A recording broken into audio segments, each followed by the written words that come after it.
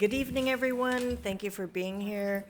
To those of you who are here in person, excuse me, and to those who are joining us live streaming, and to our community in Catalina.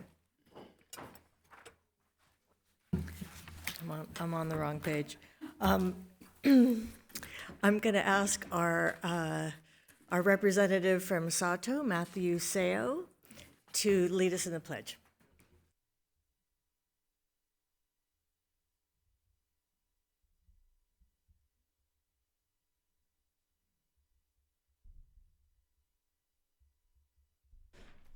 Ready, begin.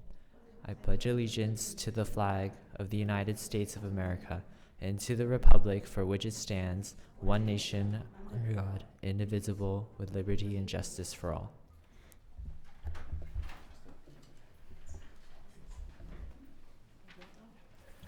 Thank you for that. And now I will ask our board secretary to take a roll call and establish a quorum. Student Board Member Noala? Here. Vice President Miller? Here. Member Benitez? Here. President Craighead? Here. Member Otto? Here. Member Lopez? Present. We have a quorum. Thank you. The board has been meeting in closed session regarding matters listed on today's agenda. The board took action on the following items. On item 3.2, on a motion made by Member Otto and seconded by Member Lopez, the board voted 5-0 to approve the terms of the settlement agreements in the workers' compensation claim numbers 1 through 4 as listed on the closed session agenda. On item 3.3, on a motion made by Vice President Miller and seconded by Member Otto, the board voted 5-0 to direct staff to negotiate an agreement with Leadership Associates to include fee structure and reduction in the total fee, and to work to schedule an initial meeting with the board and Leadership Associates at the March 18th, 2026 board workshop and/or regular meeting. And now we are at item number 8, adoption of agenda as posted. Second. Any discussion? Well, I'd just like to ask that in the future, when we're discussing superintendent and the search process, that we bring this item to the top of the agenda. Thank you. So are you asking to move that item to the top of the agenda now? I would like that, but I don't think that that was what the motion was. But I would love that. If we could do that, that would be great. Well, the Yeah. motion is that we approve the agenda as posted. And Can I amend my motion? Sure. yes. All right, let's try this one more time here. So, I would like to make a motion to move item 17.3 to right after the reports of the superintendent's advisories groups. So we'd move it to right before the consent calendar.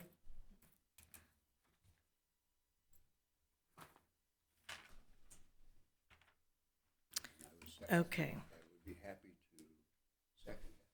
Okay, so the motion that we are voting on is to accept the agenda as amended, moving item number 17.3 just after 14.3 and before item 15. Correct. My only question, just from the agenda setting, is it's a new, is it not considered a new business item at that point? It's a report on superintendent advisory groups? It's a new business item, but you can move the item because it's it's informational only. So you're welcome to move, even if it wasn't informational. You could move it if the board agrees to that. So it would be a standalone new business item separate from new You're, business? you're just asking to. I think the motion is to take it earlier in the meeting. So just in terms of the format, so it'll just be taken for a discussion item after item 14. So So the motion is that we amend the agenda to include the superintendent search item right after the superintendent advisory group reports and right before consent calendar. That's what we're voting on. Correct. Okay. I'm going to ask our board secretary to take a roll call vote. Member Lopez? Aye. Member Otto? Aye. President Craighead? Aye. Member Benitez? Aye. Vice President Miller? Aye. And Member Nuala? Aye. And that is 5-0 with one preferential student vote. Thank you. And Just yes, a point of clarification. yes. So, moving forward, does that mean that we do this every single time, or are we, what's going to be our process for this item?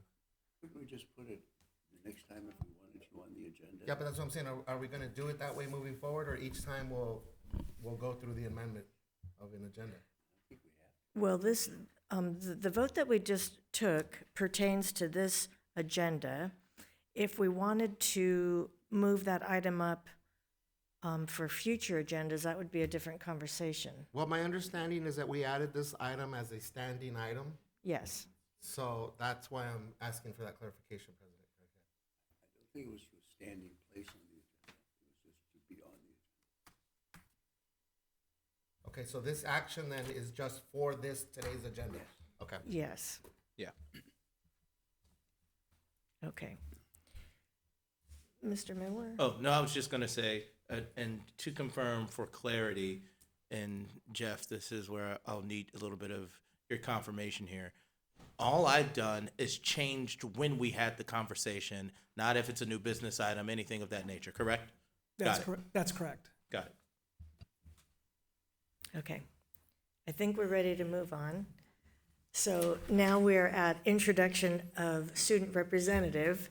And Matthew, once again, I'm going to invite you to the podium. Thank you for being here and welcome. Thank you for having me. Good evening, members of the Long Beach Unified School District Board of Education, Superintendent Dr. Joe Baker, distinguished staff, and Long Beach community. My name is Matthew So, and I'm a sophomore at Sato Academy of Mathematics and Science, where I'm pursuing the biomedical pathway with the goal of becoming a physician. I serve as a Sato ambassador, and I am the founder of a new club called the Sato Studio, a student-led initiative to promote ethical journalism and student success through a newspaper and podcast. Outside of school, I am currently in Boy Scouts working towards my Eagle rank, and I volunteer at my local library while also playing the violin and playing at our last year's LBUSD High School Honor Orchestra.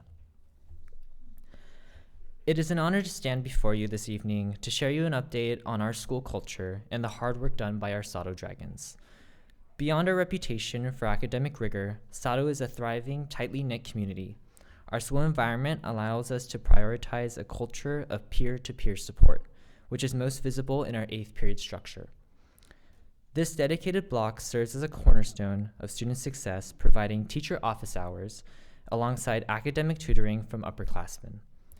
I personally feel a rise in responsibility through this 8th period structure, as this structure grows me as a student. This unique model ensures that our students are working towards mastering complex concepts while cultivating time management and leadership skills essential for success at the university and career levels. This past year, Sato hosted over 1,000 families to our campus for our annual site night. It was an amazing team effort from staff, student leaders, and clubs, where we were able to show off our amazing labs and equipment, like our DNA gene electrophoresis, 3D printers, and CNC machines. During site night, I was amazed by the students and families that showed up and were interested in our programs. And in those 2 hours alone, it was an amazing experience to see student collaboration, innovation, and leadership.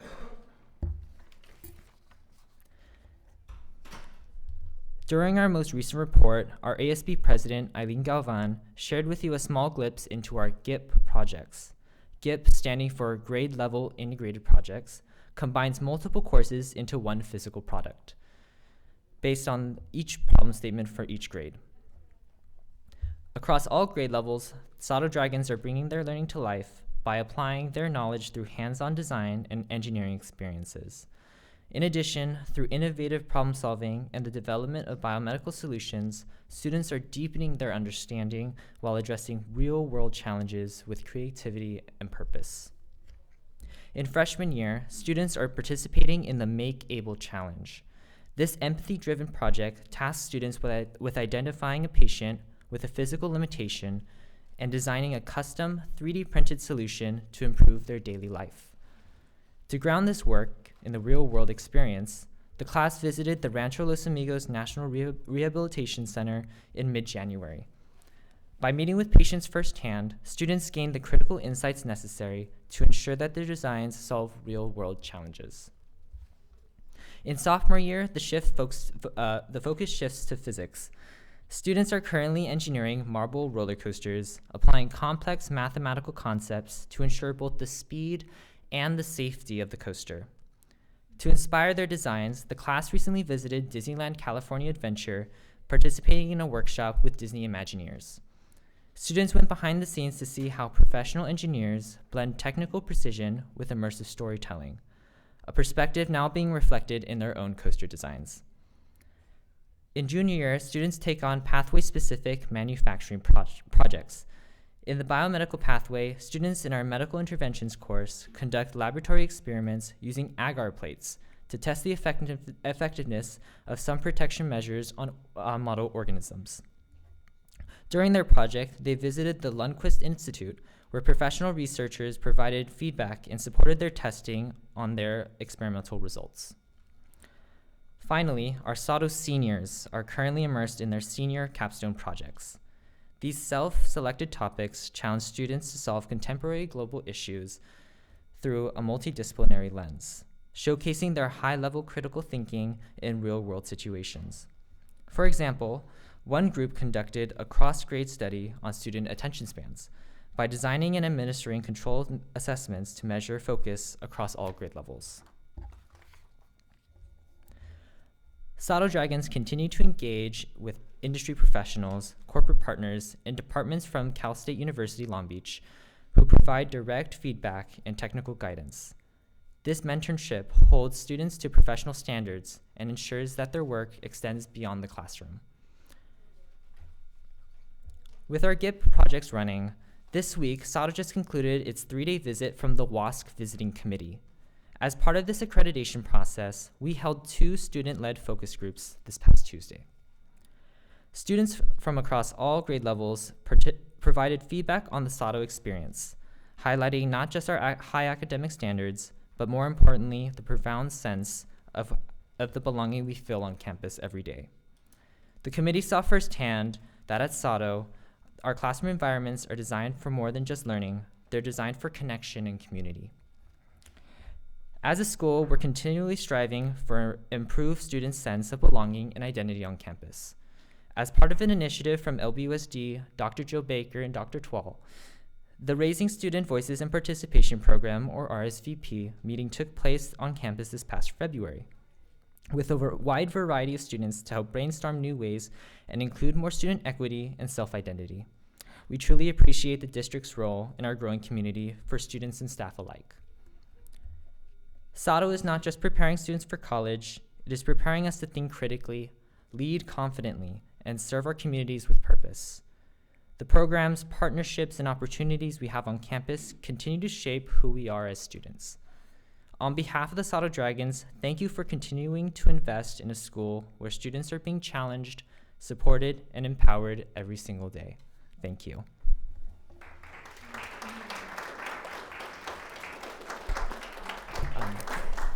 I would just real quickly, just to extend, our family bought Dr. Joe Baker on behalf of our family. For her retirement, we bought her a vase of flowers. Just to thank you for your hard work in the district throughout your 34 years, and also in participating in my podcast. So thank you so much, Dr. Joe Baker. Oh, that is so nice.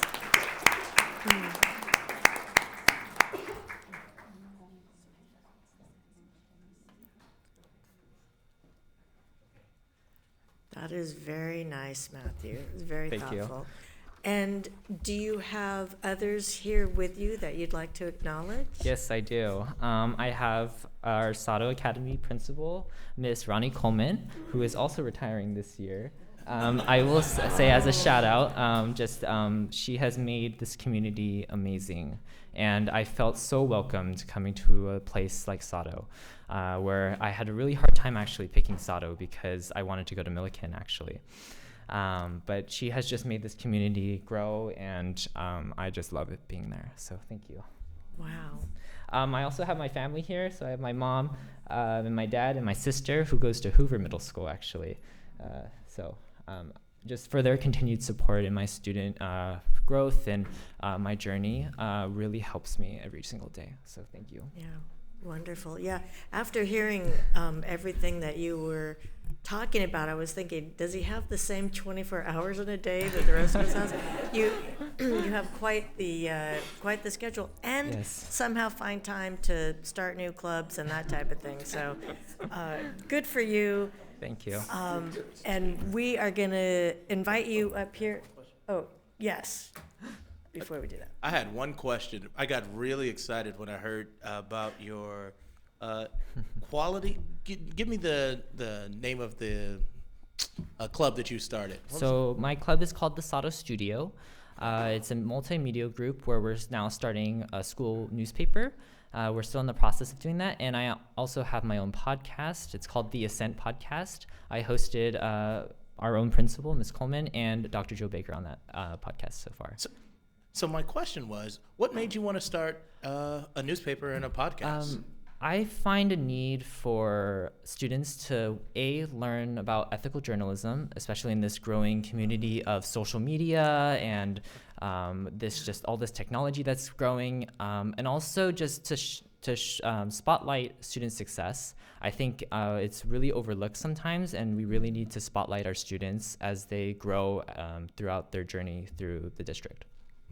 Well, you don't know how exciting that sounds to us as people in public office, because I'm sure you've heard of the term fake news. And Yes. when it comes to the term fake news, there's a lot of journalism that is appropriated from information that has been heard through the rumor mill. Right. And so technically, if I've heard a rumor from somebody else, I can quote the rumor, Right. and it becomes true. So Yeah. anyway, ethical journalism is something that our society can really use right now. So I'm excited to hear Thank you. about your group, and so great work to you. Thank you. So I believe now we will invite you to come up here. We're going to take a couple pictures and get back to business.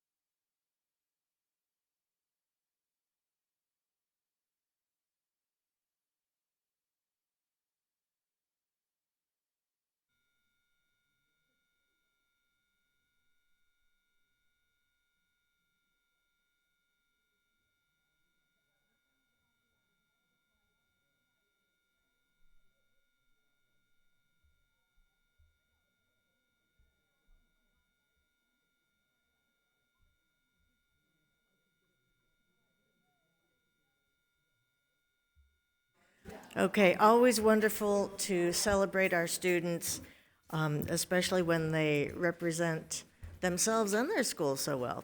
But now I'd like to decorate, oh my goodness. Yeah, decorate, holy cow. Oh my gosh, we have a video to watch, our vision in action. Did we, just very quickly, did we vote on the agenda? Okay, we did vote on those changes? Okay, thank you. STEM Blossom is a youth passion project that we created on the focal point of allowing elementary kids and middle school kids to be introduced to engineering and biomedical topics early in age. As a club, we've only been here for 2 years and we've reached about like 200 students. I'm so proud of that, and I believe all our board members are as well. We start every lesson with like, how many of you know what STEM is? And at the end of it, we do it again just to see like our impact that we made, and I believe that is what drives our club the most. As a club member myself, going to school, I wasn't really introduced to STEM, and I didn't really think it was something that would be possible for me until later in school. So we just wanted to create like something to just kind of introduce these kids early on, let them know like, oh yeah, this is something I could do, this is something that inspires me, and just let them have fun.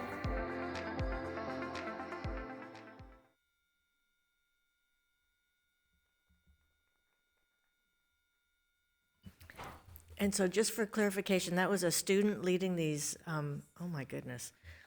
Wow. Very nice. Okay, so next we will have Member Nwala with her report. And an acknowledgement, I believe. Yes, acknowledgement of Women's History Month. Women's History Month began as a local celebration in Santa Rosa, California. The Education Task Force of the Sonoma County Commission on the Status of Women planned and executed a Women's History Week celebration in 1978. The organizers selected the week of March 8th to correspond with International Women's Day. The movement spread across the country as other communities initiated their own Women's History Week celebration the following year. In 1980, a consortium of women's groups and historians led by the National Women's History Project, now the National Women's History Alliance, successfully lobbied for national recognition. In February of 1980, President Jimmy Carter issued the first presidential proclamation declaring the week of March 8, 1980 as Women's History Week. Subsequent presidents continued to proclaim a National Women's History Week until March of 1987, when Congress passed Public Law 1009, designating March as Women's History Month. Beginning between 1988 and 1994, Congress passed additional resolutions requesting and authorizing the president to proclaim March of each year as Women's History Month. Since 1995, each president has issued an annual proclamation designating the month of March as Women's History Month. For my report, I would like to talk about Millikan RSVP students. Last year, Millikan's students in the Superintendent's Advisory Group, or Raising Student Voices and Participation, RSVP, chose to address the equity dilemma of a lack of sense of belonging among certain demographics at their school site due to resulting from data delivered to them through the Pulse survey. Millikan RSVP students this year chose to continue that work and have founded Rambridge, which is in essence a mentorship program where established, more resource upperclassmen mentor underclassmen who do not yet feel a sense of belonging. This is particularly amazing because through RSVP, we continue to see students taking charge and ownership in caring for and supporting one another. Thank you. And Member Nwala, are you also a member of RSVP at your school? I am also a member of RSVP at my school, yes. Yeah. And so we're seeing how, well, I know that you already had agency and your own, sense of belonging and everything, but what has RSVP meant to you personally? I mean, it's been so rewarding for me particularly because getting to help my peers and just see them actually have an impact in solving problems for them and making sure that they feel like they belong, they feel welcome, they feel safe, they feel as much excitement and joy and love for their school like I do. It's been amazing to inspire that in other people. Well done and well said. And McBride is lucky to have you. That's what I think. Thank you so much. Okay, so next on the agenda is item number 11, public hearing. So this is resolution number 030426-A, dedicate easement to City of Long Beach at Kettering Elementary School located at 550 Silvera Avenue, Long Beach, California, 90803, for installation of fire water meter to serve Kettering Elementary School. Do we have anybody who would like to speak on this? We do not have any speakers for public hearing comment. So because we have no one to, Mr. Otto? Can I move approval? Well, it's not an action item, it's a public hearing, so it's just a matter of allowing the public to address this. But because we have no one to speak on this item, then I hereby declare the public hearing closed. And next we are at item number 12, public testimony on items listed on the agenda. We have one speaker for items listed on the agenda, and it will be Peter Larson.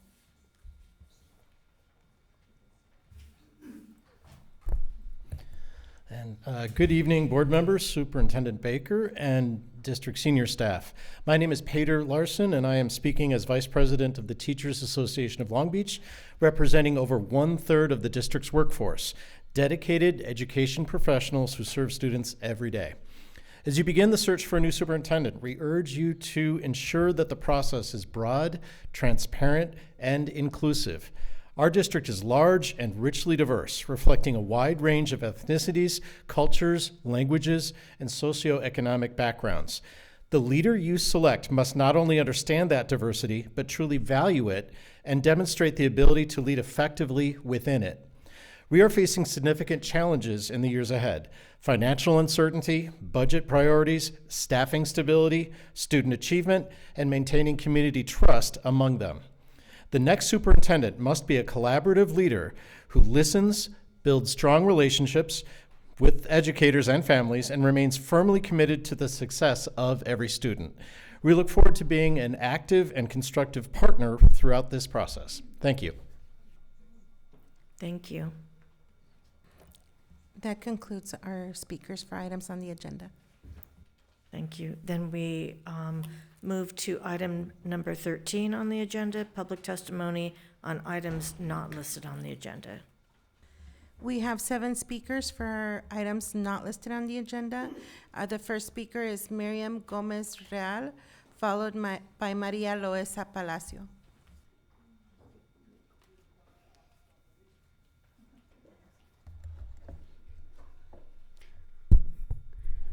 Buenas tardes, mi nombre es Miriam Real y vengo en representación de los padres y estudiantes preocupados y para tratar el asunto de recortes drásticos de los servicios de salud mental dentro de los centros de bienestar. Les pido a ustedes y a todos los presentes que comprendan seriamente qué es lo que significa este corte para nuestros estudiantes. Los centros de bienestar no son servicios de enriquecimiento o un servicio extra. Son centros donde nuestros estudiantes van cuando necesitan ayuda, cuando se sienten abrumados, ansiosos o están en crisis. Cada semana hay estudiantes en nuestras semanas en crisis, quienes están pensando o planeando terminar sus vidas, pero han encontrado recursos para sobrevivir en estos centros de bienestar. Cada hora del día hay estudiantes que sienten que se les está saliendo el corazón, que se sienten un peso fuerte en el pecho, con nudos en el estómago, tratando que no salgan lágrimas de pánico, batallando con sus emociones y sentimientos de desesperación. Nuestros trabajadores sociales son profesionales que conocen a nuestros estudiantes y tienen el estudio y el entrenamiento para saber cómo ayudarlos. Cuando los estudiantes finalmente encuentran un trabajador social y un centro de bienestar con el que pueden confiar, encuentran el valor para hablar sobre temas y problemas serios como el abuso familiar, adicciones, abuso sexual, abuso entre noviazgos, trastornos alimenticios, embarazos o hasta los niños que regresan a la escuela después de un intento de suicidio. Nosotros nos preguntamos como padres si nuestros estudiantes encontrarán un trabajador social en el centro de bienestar el siguiente año escolar. Cada año hay estudiantes que pierden padres por cáncer, por otras enfermedades, por suicidio, por accidentes o han sido detenidos o deportados. Los estudiantes de cuidado de crianza quienes perdieron la cuenta de cuántas veces han sido mudados. Estudiantes que están comenzando con los primeros síntomas de psicosis o alucinaciones paranoicas. Los servicios no pueden ser cancelados. Los estudiantes buscan ayuda diariamente. El trauma, la crisis, los cortes de autolesión no saben cuántos días estará abierto el centro de bienestar o cuándo estará abierto. También les recuerdo que la violencia con armas de fuego es la causa principal de muerte entre nuestros niños. Los centros de bienestar durante los almuerzos son lugares seguros para los estudiantes que sienten abrumados por pérdidas de amistades, por males amores, por búsqueda de ropa y para cajas de comida. La lista es infinita. Los niños necesitan esta ayuda. La seguridad es más que puertas con candados, cámaras o alarmas de fuego. La seguridad son los centros de bienestar con trabajadores sociales quienes continúan con el cuidado de nuestros niños. La seguridad emocional es lo que hace la educación. Thank you, that's time. Thank you. Good evening. My name is Miriam Real, and I am here representing concerned parents and students. I am here tonight to address the drastic cuts for mental health services at the wellness centers. And the wellness centers are not just centers for enrichment or extra services. It's where students go where they don't know where to go and when they feel like they need help because they're feeling overwhelmed, anxious, or they're in a crisis.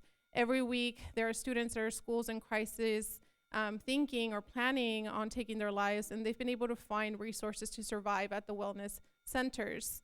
Every hour of the day, there's a child whose heart is pounding, their chest is heavy, they're feeling like their stomach is in knots, and they're holding back the tears or panic. They're struggling with their emotions and feeling hopeless. And our social workers are professionals who have had the schooling and the training to help these children. When a student finally finds a social worker they can trust at a wellness center and finally get the courage to talk to their social workers, they talk to them about serious problems such as abuse, family abuse, addiction, sexual abuse that has been going on for years, abuse in romantic relationships, eating disorders, pregnancies, or going back to school after they've been released from a hospital for an attempted suicide. And as parents, we're asking ourselves, are they going to be able to find a social worker at the wellness center next year? So every year we have parents who have lost, students who have lost their parents due to cancer, other illnesses, suicide, accidents, or parents who've been detained or deported. There's foster students who've lost count of how many times they've had to move. There are students who are experiencing their first symptoms of psychosis and paranoia and hallucinations. So you cannot cut these services. There's students who daily are seeking help for trauma, crisis, self-injury, and they don't know if and when or what day the wellness center is going to be open. So I just want to remind you all that gun violence is the leading cause of death in children. So wellness centers at lunch have been safe places for overwhelmed students, those devastated because of friendship fallouts, teenagers who have broken hearts, students looking for clothing, food boxes from the pantry, and the list is endless because these kids need help. And so safety lies beyond lock dates, cameras, and fire alarms. Safety is wellness centers with social workers who will continue to take care of our students. And emotional safety is what makes education possible. Thank you. Our next speaker is Maria Loesa Palacio, followed by Gabriela Álvarez Loesa. Buenas tardes, mi nombre es María Teresa Loesa. Soy madre y vocera de un grupo de padres y miembros de la comunidad. En esta ocasión, deseamos agradecer al único miembro de la mesa directiva que se le ha visto la intención y las ganas de trabajar con los estudiantes multilingües y que reconoció en la reunión pasada la preocupación de un grupo en el que no se han enfocado y que hay que tomarlo como una alerta. Por eso queremos darle el agradecimiento al miembro de la Junta Directiva, la señorita López, ya que somos una comunidad a que sabemos apreciar el valor y las ganas de colaborar con nosotros para lograr el cambio, aunque no sea apoyada por sus compañeros. Gracias, señorita López.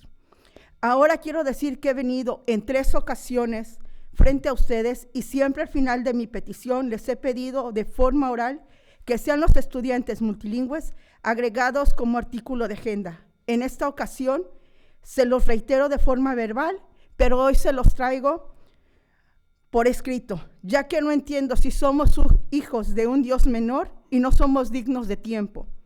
A esto también se le llama discriminación y desigualdad, pues hay otros artículos que si alguien los pide son agendados de forma rápida.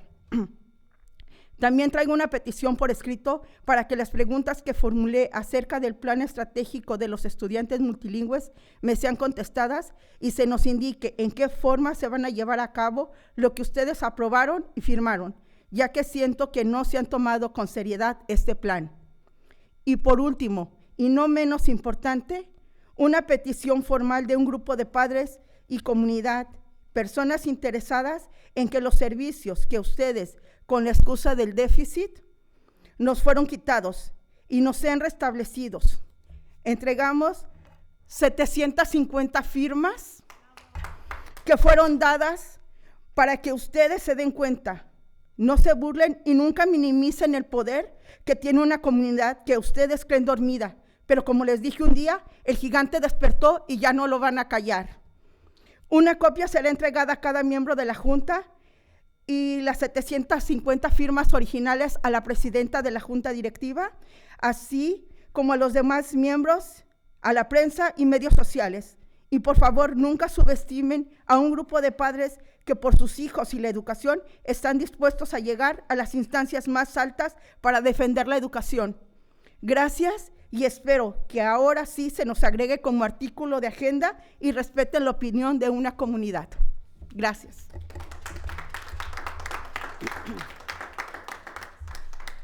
Good afternoon. My name is Maria Teresa Loesa, and I'm a mother and a spokesperson of a group of parents and community members. At this time, I wish to thank and show our gratitude to the only board member who has shown the intention and the willingness to work with multilingual students, and who, in the last meeting, acknowledged the concern of a group that has not been paid any mind to, and that should be taken as a warning sign.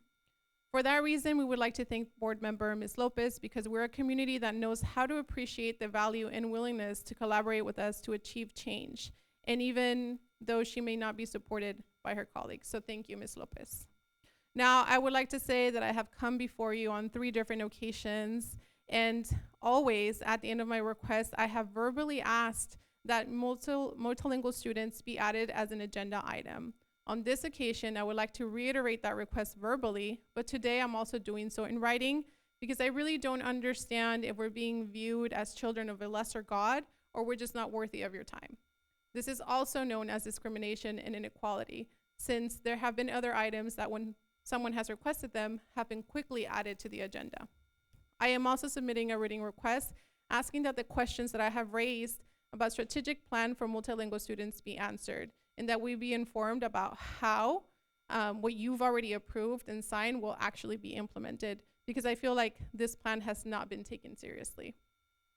Finally, and just as important, I bring a formal request for a group of parents, community, and concerned individuals that are asking that the services that were taken away from us under the guise of a budget deficit be restored, as they have not been.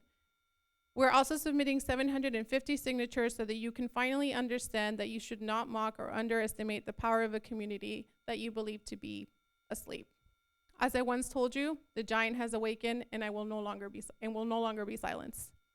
A copy of this request will be given to each member of the Board of Education, as well as the original 750 signatures that will be given to the president of the school board.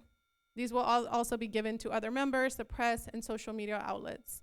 Please never underestimate a group of parents who, for the sake of their children and education, are willing to go to the highest levels to defend it.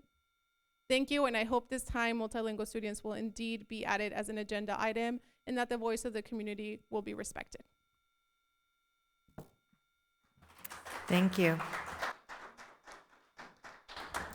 The next speaker is Gabriela Alvarez Loesa, followed by Jamie Vallinos.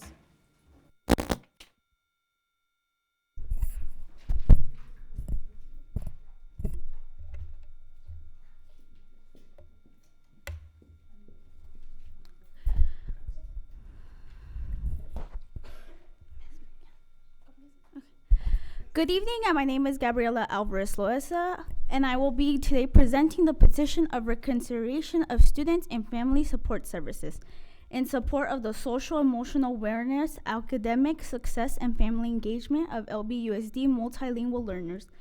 We, the undersigned parents, guardians, and community members respectfully submit the petition to advocate for the reconciliation and restoration of critical student and family support services that directly impact the social, emotional wellness, academic progress, and overall success of the district's multilingual students and all other students in the district you serve. We are deeply concerned about the closure, reductions, or elimination of the following services and positions at both district and school site levels: secondary wellness centers, elementary care centers, social worker staffing position, nursing staffing position, parent facilitator positions at a school site, librarians. These services have historically played a vital role in supporting students' mental health, emotional regulations, attendance behavior, and academic engagement, particularly for English learners and newcomer families. Impact on multilingual students. Multilingual students often face additional challenges, including language acquisitions, acculturation stress, trauma, and limited access to the outside support system. The reduction of the wellness centers and trusted school-based personnel places these students at risk great academically, socially, and emotionally. Additionally, the eliminations of parent facilitators position have significantly weakened family-school partnerships. These roles were instrumental in increasing parent engagement and trust, providing culturally and linguistically responsive support, connecting families to school and community resources, building parent leadership and advocacy. We believe the student wellness, family engagement, and English learner success are not optional services. They are central components to the equitably and effective educational system. Policies and plans must align with staffing, funding, implementation to truly serve students and families.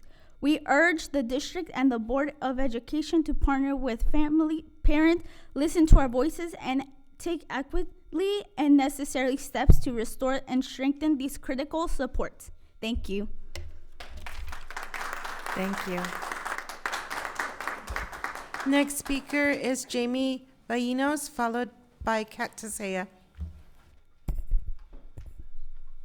Good evening. My name is Jamie Vallianos. I was a classroom teacher for 23 years, and I have been a teacher librarian for the past 6. In that time, I've come to understand something about how children grow into readers, into thinkers, and into people who can navigate the world. It does not happen in the open, where it is easy to see and easy to measure. It happens underground. It happens in the roots. And I am here tonight because more than half of our school sites are about to cut those roots.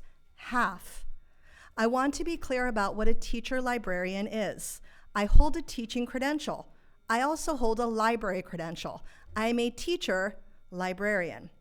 We plan and deliver lessons in research, information literacy, and critical thinking.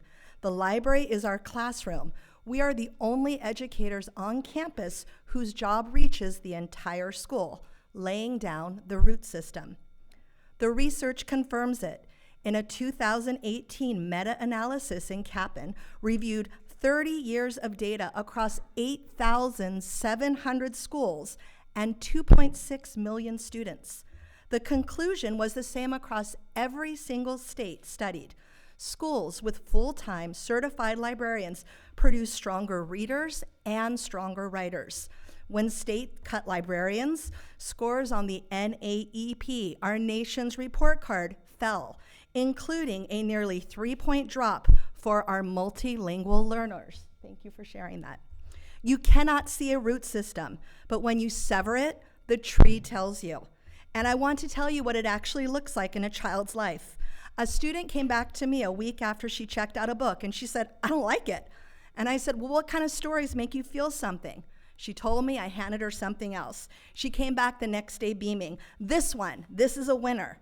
This year, a 7th grader walked up to me in the hall waving the mysterious Benedict Society in his hand, and he said, "I'm a reader now. I love this book." These are the roots taking hold. That is what it looks like when something grows. And it happens in this district every single day because someone was there underground doing the quiet work. The difference between a child who becomes a lifelong reader and one who never does is often not ability, it is access, the right book at the right moment.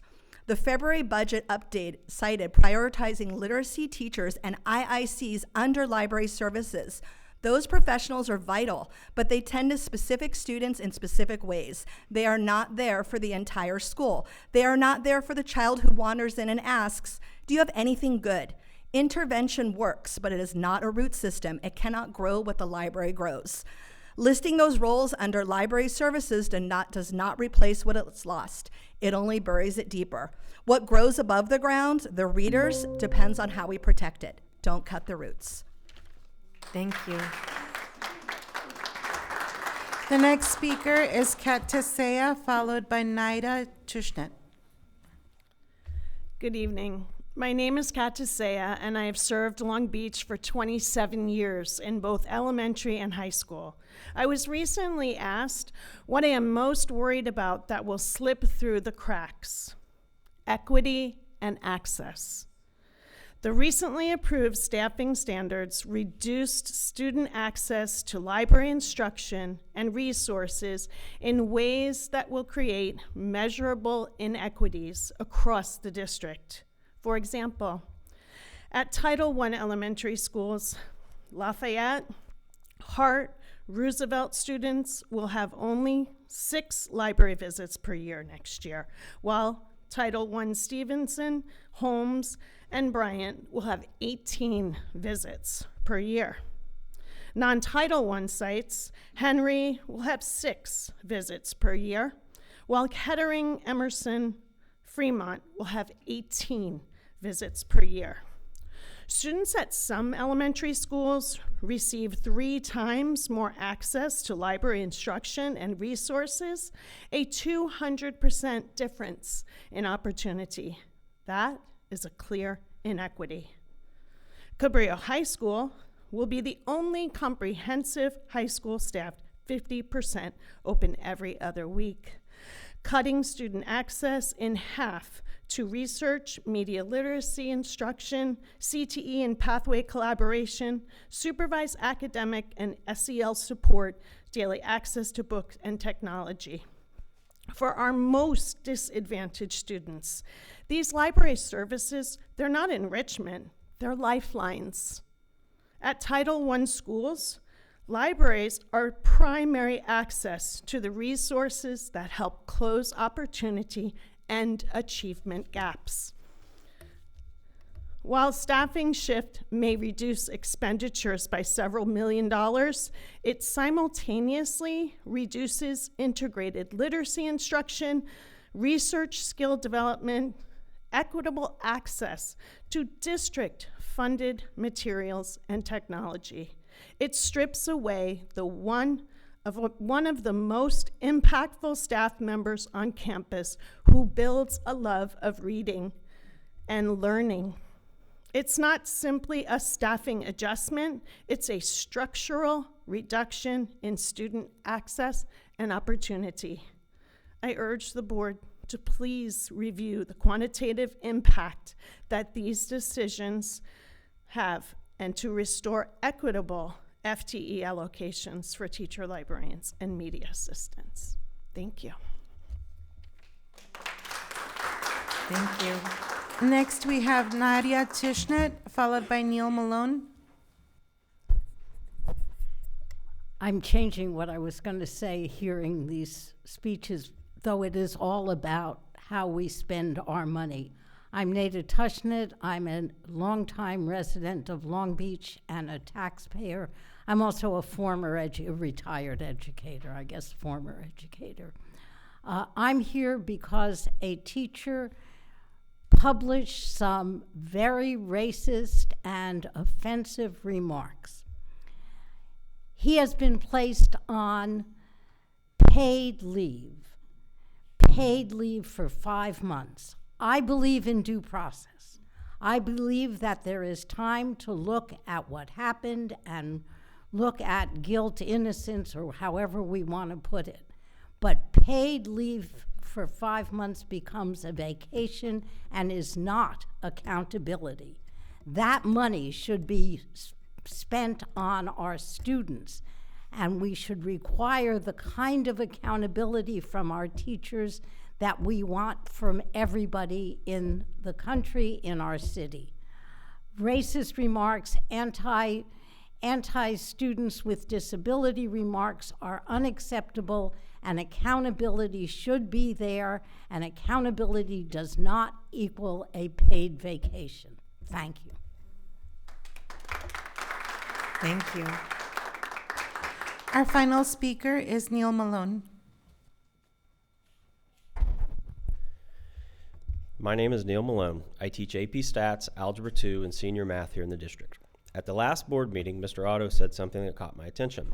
He said, and I quote, "I think that with the financial situation that we find ourselves in, without fault on our part." I emailed the 5 of you on December 9th at 2:35 in the afternoon most of what I'm about to say in an effort to get your attention so I wouldn't have to speak with you in this public setting. None of you replied, and according to our email system, only one of you even opened it. Everyone wants to keep blaming decreasing revenues for our issues while avoiding the elephant in the room, our spending. In January 2023, the state governor's initial proposal had the state budget at a $22.5 billion deficit. That May, it was updated to 27.6. How did this not get anyone's attention to pump the brakes on expenditures? That September, we hired at least 20 more full-time teachers, but not to be in the classroom, to be full-time substitute teachers for the classroom teachers so we could attend PDs that, to be honest with you, most teachers dread attending anyways. Next, I'll divert your attention to our unrestricted ending balances. Last spring, the unrestricted ending balance was forecasted to dig into the reserves to the tune of $101.4 million. Alarming, but then this fall it was readjusted to eat up $133 million, a $31.5 million increase. No one even noticed. The amount of money that we spend on people outside of classrooms is absurdly out of control. Here are the changes in salaries from last year to this year's budget approved in September. Certificated supervisors and administrators, up 1.3%. Other certificated, up 4.6%. Certificated pupil support, up 21%. What about certificated teacher salaries? Down 0.6%. Now let's analyze these December budget balancing measures. Teacher certificated salaries will take the brunt of the cuts, going down 6.6%. I understand our financial situation and could understand these measures being taken if not for the fact that certificated supervisors and administrator salaries actually went up 1.5%. During the closing remarks of the December 10th board meeting, the board president and then vice president spoke about attending the California School Board Conference in Sacramento. The registration fee was $775. Did the district pay for that? What about your hotel? You approved travel and conferences in September to rise 22% from last year. Then took the trip before the December update cut that same travel budget 41.7%. The two of you were literally parading around a conference at the exact time the news the district was eliminating 280 positions was announced. That's wild. In closing, all the December budget measures are going to do is move the day we run out of reserves from December 2028 to May or June 2029. Therefore, I'd like to request a vote to change the Vision 2035 motto to Bankrupt 2029. If we follow our equitable grading policy protocols that you constantly approved and constantly champion, we don't even need a majority. All that's needed is for you to simply turn in your vote, and it passes. Thank you. Thank you. And that was our final speaker. That concludes our public speakers, yes. Thank you. Next on the agenda, we have item number 14, reports on superintendent advisory groups. We'll start with the business, budget, and policy development. Dr. Benitez. No report for me, just highlighting that we have our wellness policy for our consideration tonight. Thank you. Next, we have item 14.2, instruction and student learning supports.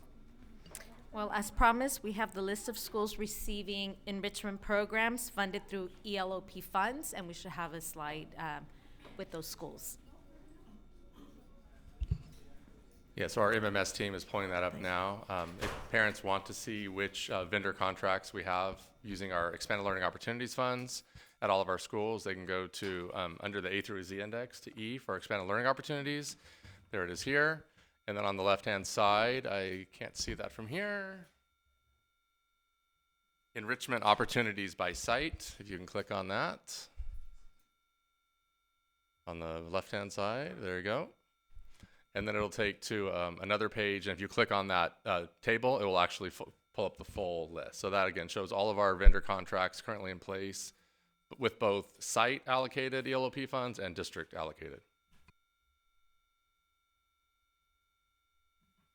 Thank you. Next, we have item 14.3, workforce development. Member Miller. No report today. Thank you. And then we have item formally numbered 17.3, but is, well, we're taking it now. And it's the superintendent search. And I'll just start by saying that this morning we had a special meeting and we heard from 2 different search firms, and the board took action and decided to go with a firm called Leadership Associates. That was a decision that was made this morning. And also going forward and currently live, we have an item on our website for the superintendent search. And that way the public can keep track of where we are in the process, what's happening. There will be many opportunities to engage. We want to hear from the community. We want to hear from our stakeholders. So we have this webpage or this information available on our webpage so that you can do that. And that is also on the screen. That is very fun. To be speaking about something and then see it displayed. I want to bring that idea home, maybe. Okay, so earlier we had a discussion when we were approving the agenda. We had some discussion about where this item should be on the agenda.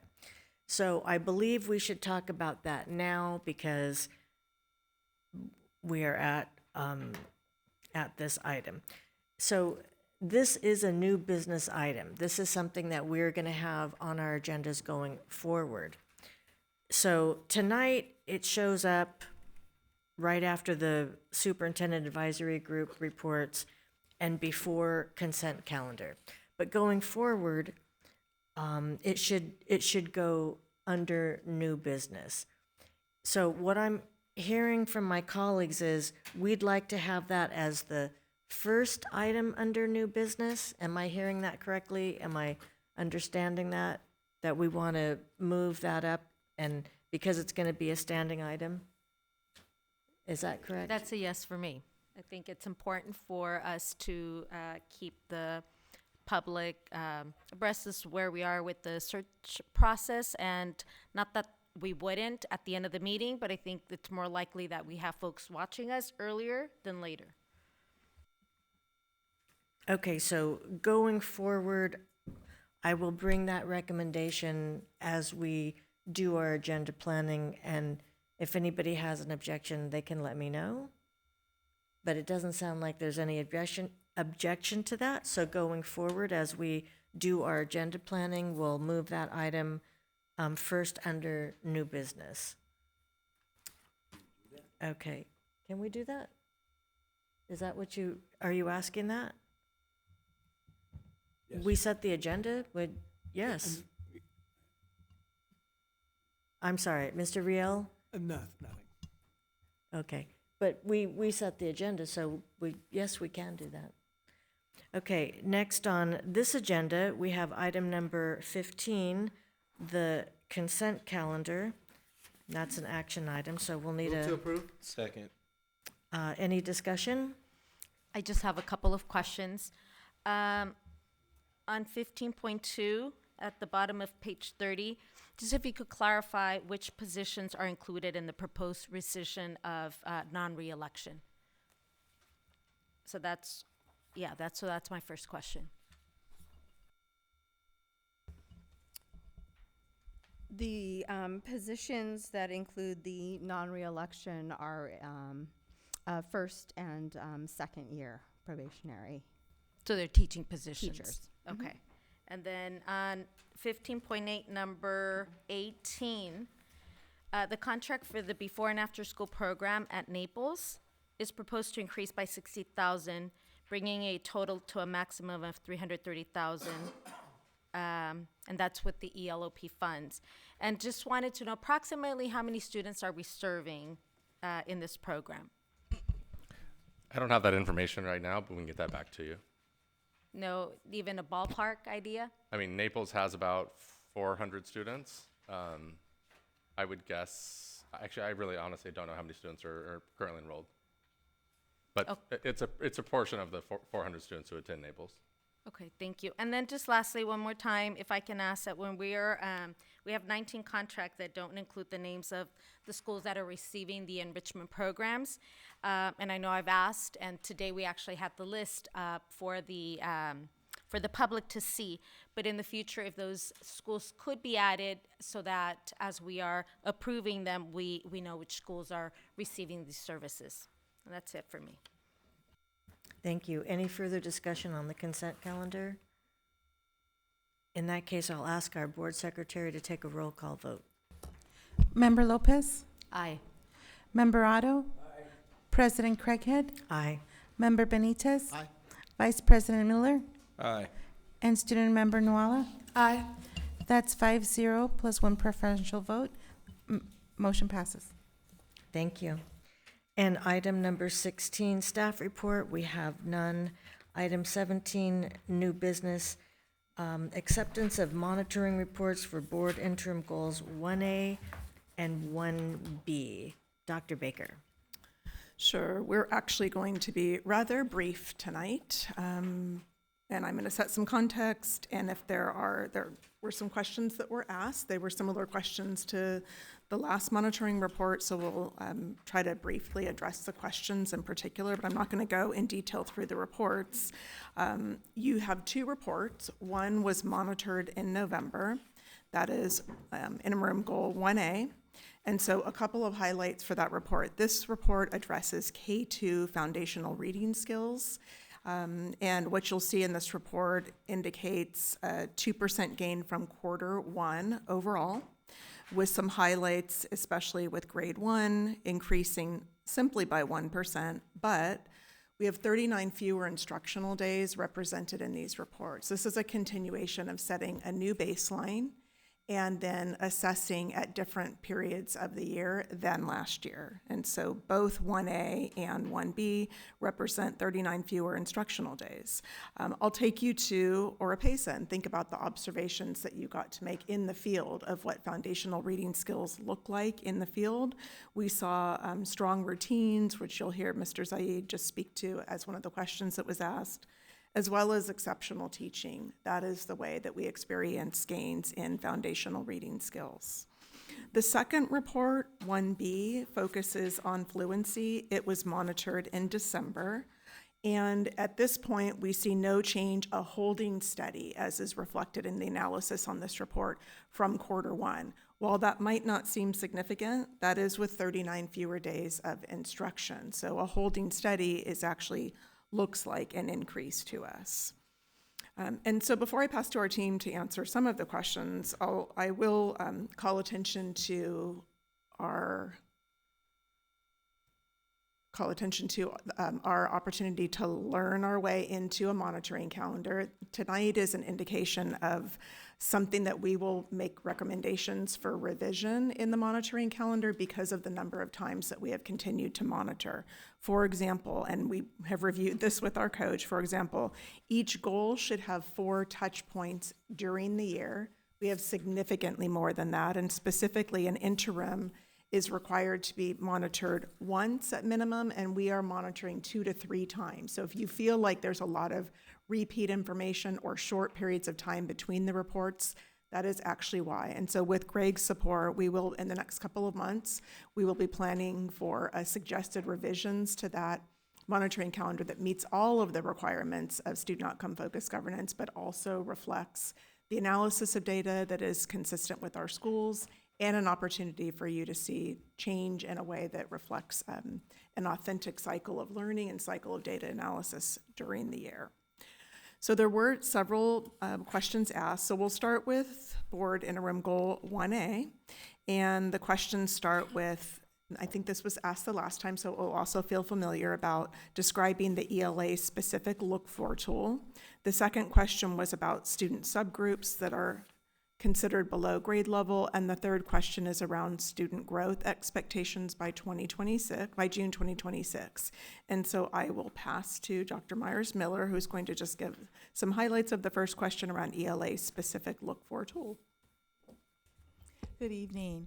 I would just like to uplift a little bit around the ELA Look For tool that we use to support monitoring effective instruction and monitoring learning around student outcomes.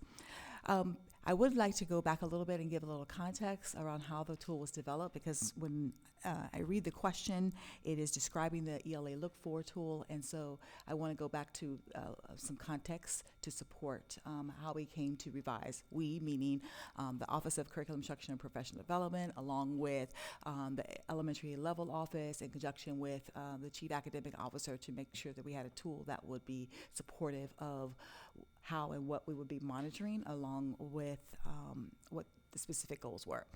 So the last 2 years, our teachers in grades K through 2 have been engaged in some intense training around understanding the foundations of reading. And understanding those foundations are specific around explicit routines and practices that are scientifically researched, that uplift and support all students, regardless of demographics, to be able to be strong readers. And so with that training, it was important that you don't just get trained, but you have to monitor the implementation of that so that we can have a baseline.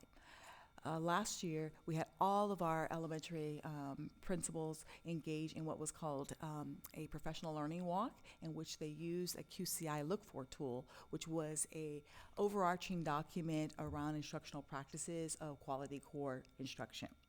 When we had time to sit back and reflect upon that, we identified that the tool, though it was uplifting the expectations of quality core instruction, it was not specific to what we were trying to hone in on as it related to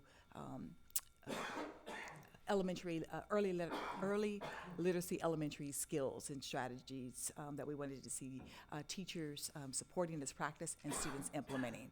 And so therefore we went back and we revised the accountability of the day or the morning of early learning, and so that includes daily routines. It includes robust practice. It includes small group instruction. So there are certain components of the day that we would expect to be in all classrooms according to the training that the teachers have received. So we went back and we redesigned the ELA Look For tool to uplift all of those specific sections. So when the when the administrators and the other support staff are engaging with the teachers to provide feedback, it is specific to that particular frame of the morning around early literacy instruction. So I just wanted to uplift that the tool is very specific. Now, it helps the administrator provide very specific feedback to the teacher, and not just the feedback, but feedback along with coaching that our IICs help to provide lesson and coaching with. So that is the ELA Look For tool that we are implementing and using this year that has been a really solid support. I will continue on with that next question. So, and I'm actually really glad in relation to this next question that we all had the opportunity to be at Orpeza a couple of weeks ago. So you'll recall that when we were doing the upbrief in the professional development room, we were able to look at some student data. And specifically, one of the reports that you all had a chance to look at was where it actually shows a couple of things. There were two reports. One of them shows at the individual student level, which skill area is a student either on track or off track on. And so the classroom teacher then can use that report to identify which students need additional support. You may also recall there was a summary report that was provided that actually showed by teacher overall percent of students who were on track or off track across each skill area. And that also showed specifically that report calls out progress within a classroom for our Black African American students and our English learners. And that's really intentional. Those are two groups obviously that we want to make sure beyond the overall at student level, we want to make sure our teachers are paying attention to. So FIRSA isn't meant to be to identify subgroups. We don't talk about subgroups that are on or above or below grade level. More importantly, though, it's for individual students, for a teacher to look at individual students and determine what skills do they need to make sure they're on track to be proficient by the end of the year. And so again, I'm glad that we were able, in support of this question, glad we were able to be at Orpeza a couple weeks ago. And you may recall how those reports were laid out and how teachers may be using those reports to identify overall needs within a classroom, but specifically what individual students need additional support in specific areas. I'll hand it off to Mr. Zaid. All right, now I will take the third question, and I'll just repeat it just for our audience members. What student growth should we expect to see by June 2026, and what adjustments will we make if we are off track? And I am happy to share that by June of 2026, we expect to see growth in foundational reading, and we're continuing to aim for our target. I would also like to share, as Mr. Moskovitz shared, that while we were at Orpeza, we had an opportunity to use both the individual class roster that shows individual students that might be off track, and we had an opportunity to see targeted small group instruction in real time. So when it comes to asking that question of what adjustments do we make when students are off track, we make that adjustment by supporting those students with the targeted small group instruction. In addition, I would also like to share that during our most recent QCI training, which stands for Quality Core Instruction. I just realized I use an acronym for our public audience. During our recent training, teachers spent time looking at their reports and also talking about where they needed to differentiate both ways. What specific skills and what do I need to increase, and what might I need to decrease because students are already showing mastery in that area.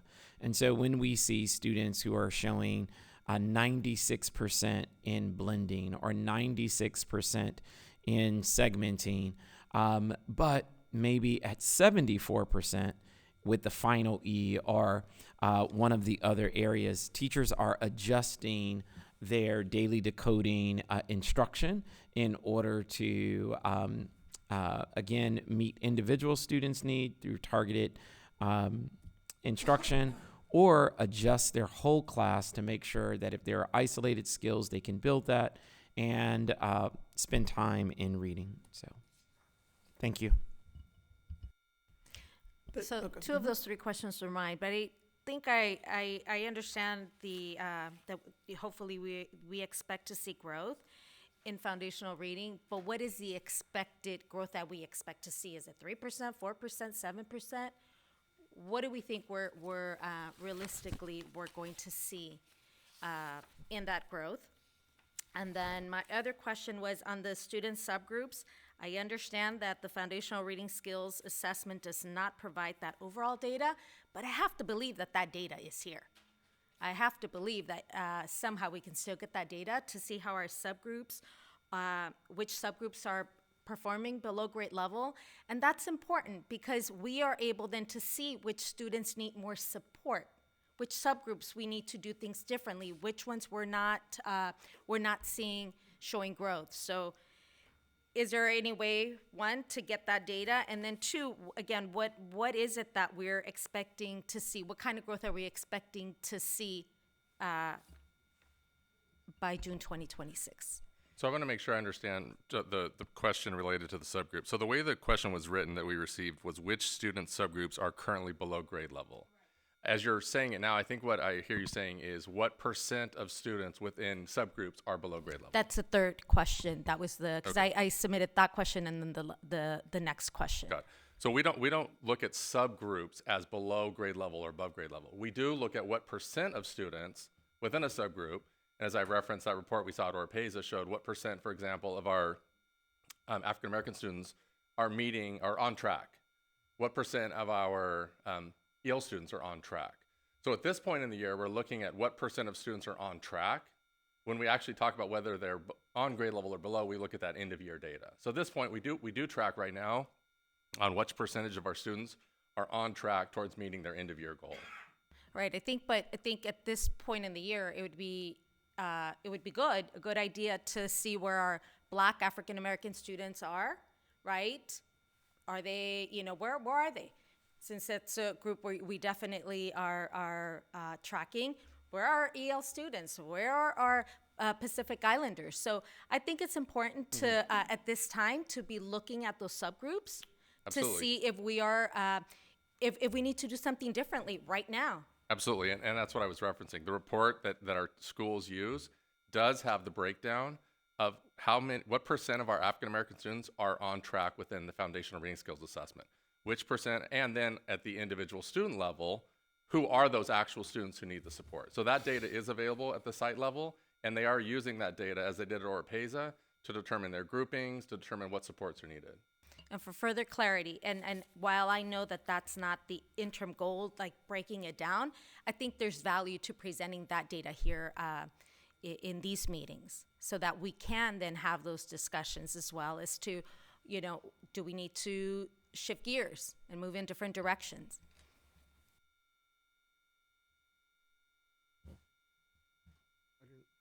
Were you done, Ms. Lopez?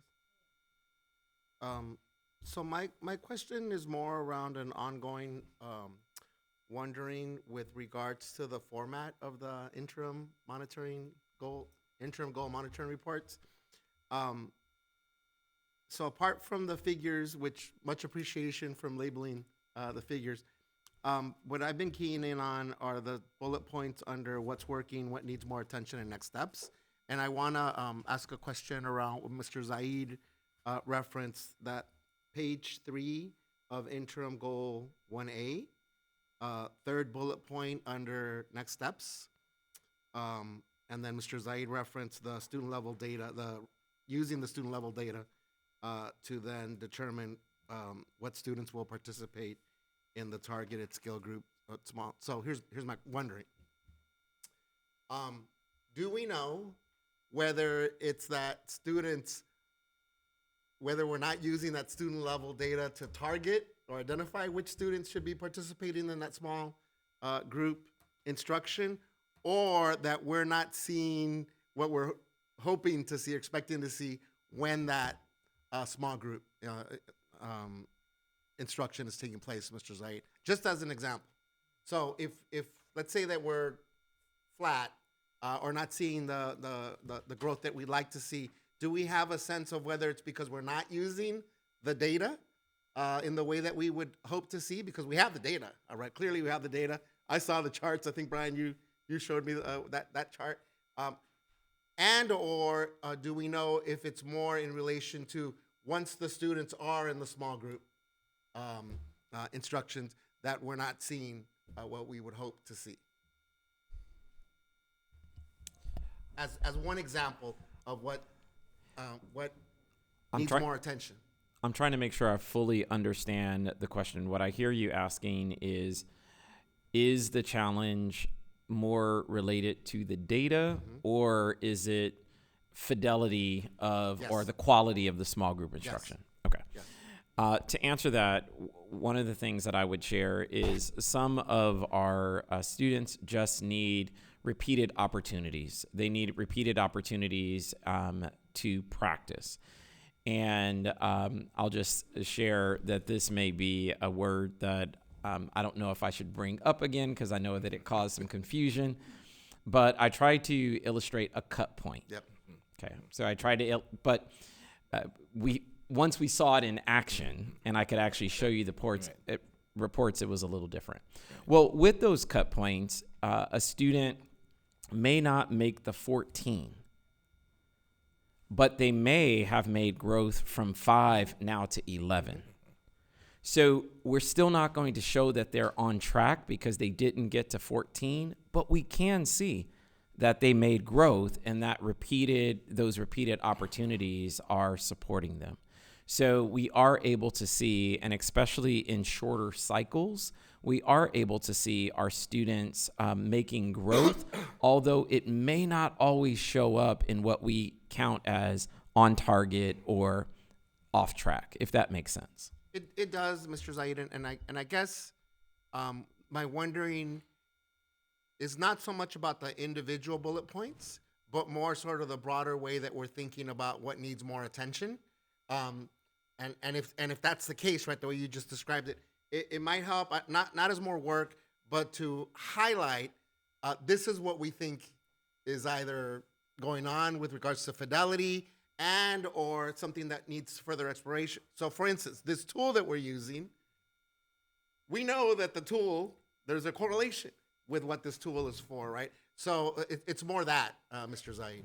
Were you going to I was just, as I listened to your question, I was thinking about the difference between having a data report and what that represents, a newer data report that's been developed to support teachers, and the connection to using that report to drive change in a classroom, like grouping for small group instruction, et cetera. So I think it's a both. We're establishing some new data routines, as you've heard, as you actually see in the report, and supporting classroom teachers and activating based on what they see, and with additional staff that support them and support students. So I think it's a both, and appreciate how Mr. Zaid has described it. Yeah, and the same question I would have around differentiating coaching and support, right? Is it that we're not yet differentiating the way that, or observing that, or that we're not actually at, that we don't have fidelity yet towards?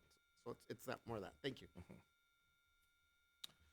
The second report had a few questions too, and these will feel familiar. A couple of them were. I'm sorry. I still had one more question about the first one. I apologize to cut you off here, but it's more of a confirmation, and then I'll go into my question. So to confirm, the percentages that we're looking at in Figure 2 are a compilation of students in kinder, first, and second grade, correct? So on the left-hand side in Figure 1, you see the compilation, as you're saying, correct, the total K through 2, and then you see the grade level breakdown.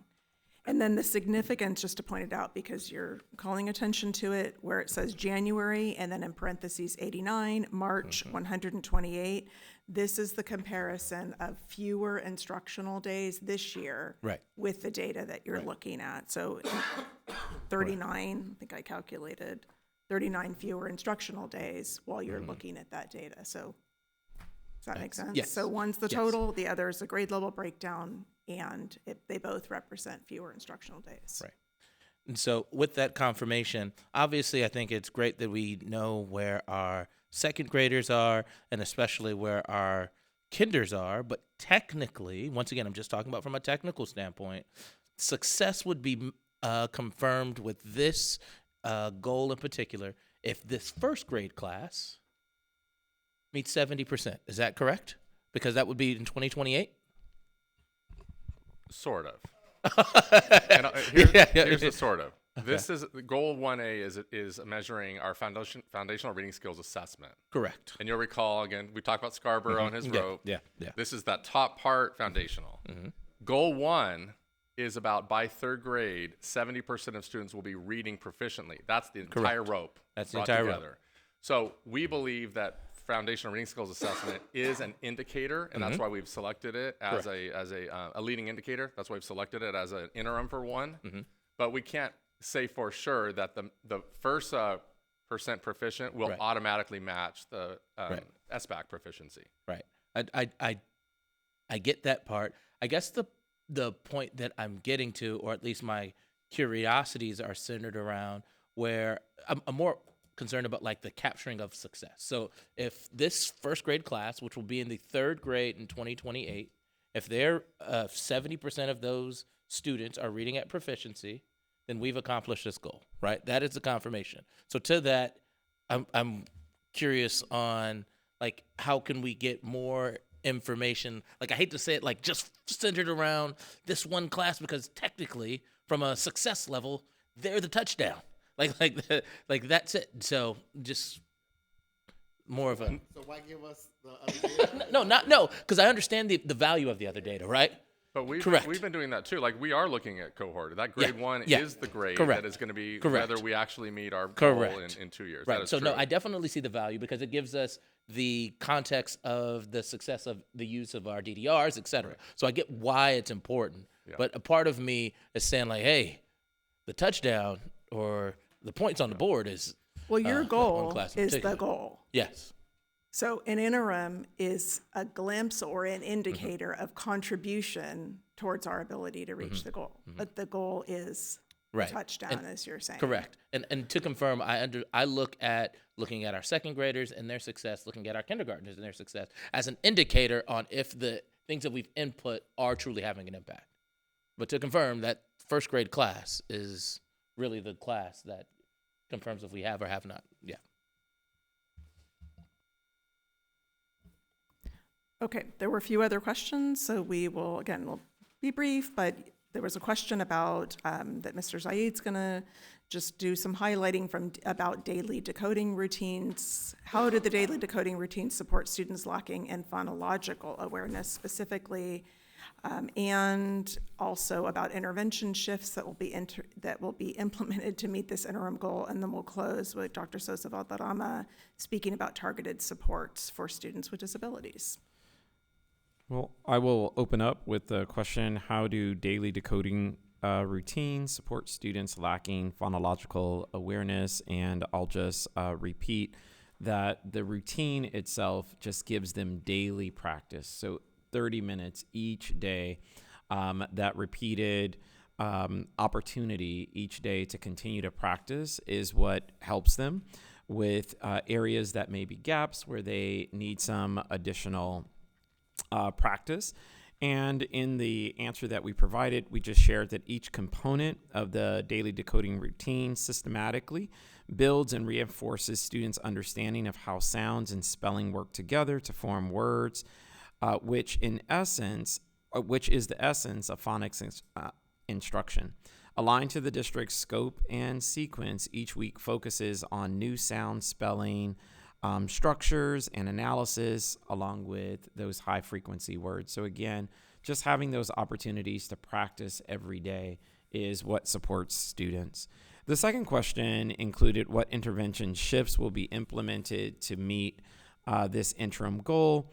And our team just shared, based on the FIRSA Q2 data, student support, intervention, and acceleration are primarily taking place through that targeted small group instruction. And then we also mentioned that we have expanded supports through our ELOP office, which is providing after-school tutoring, which began on February 17th, in which we currently have 2,100 students participating. So we have our main supports for students in small group instruction during the classroom, and we also just got started with additional supports after school.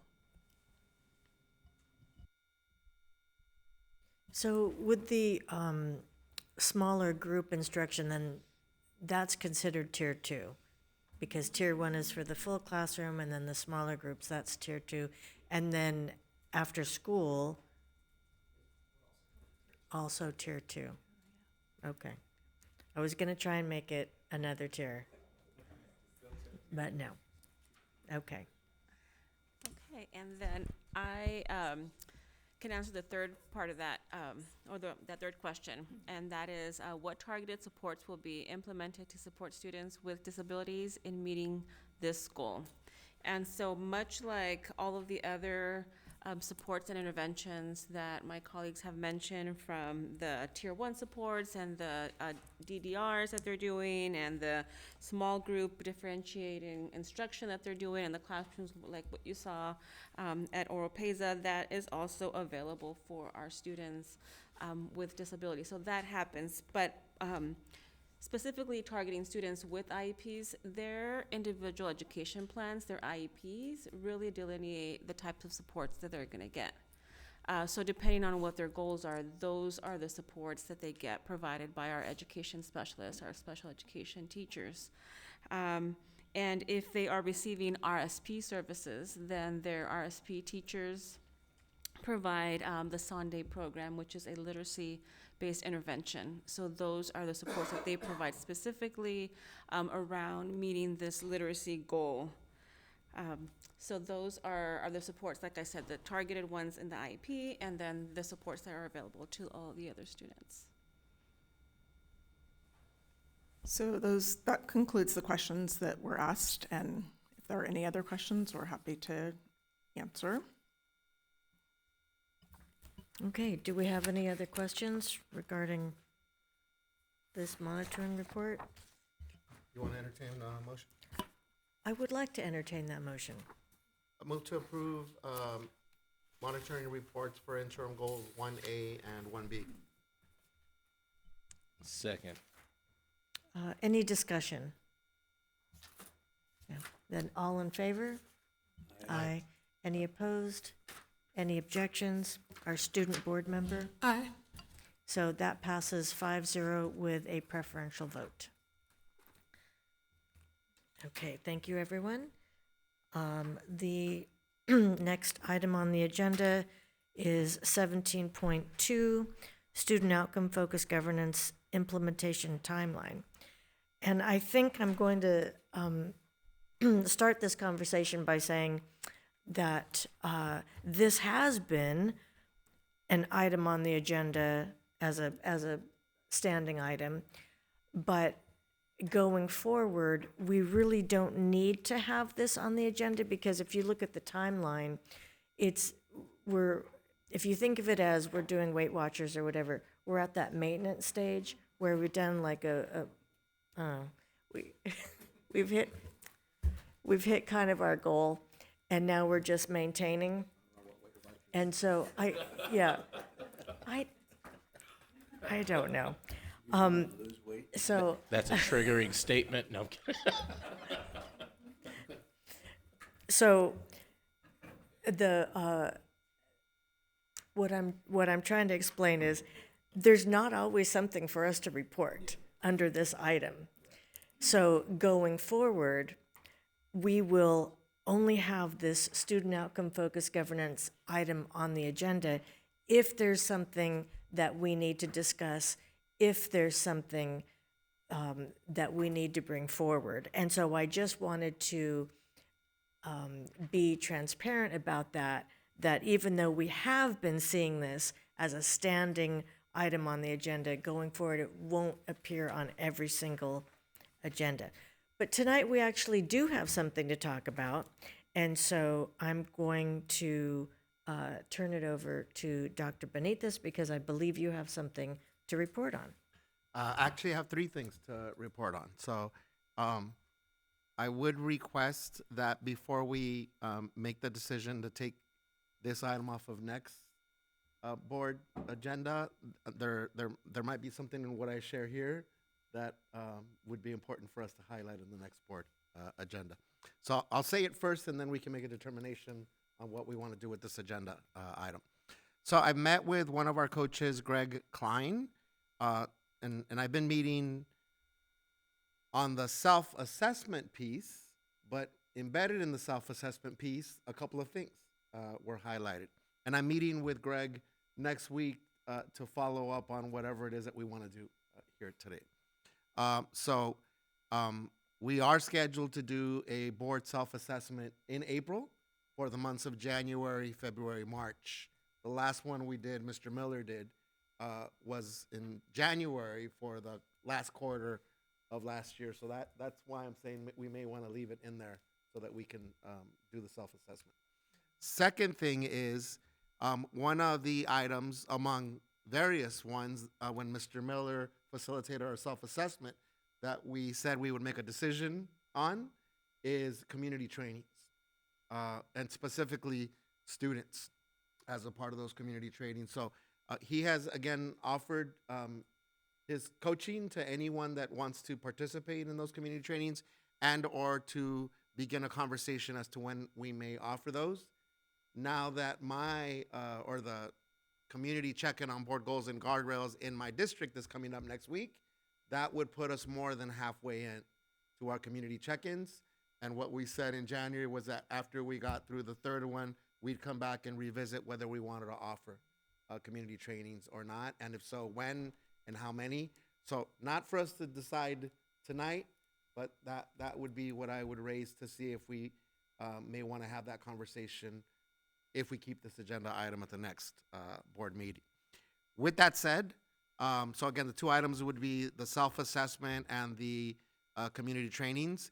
We do have our third community check-in on board goals and guardrails next week, Tuesday, at 241 Cedar Avenue in downtown Long Beach at 6 p.m. That's 241 Cedar Avenue, 90802.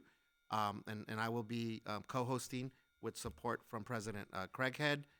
So we'd love to have our community members attend, and that will be our third community check-in.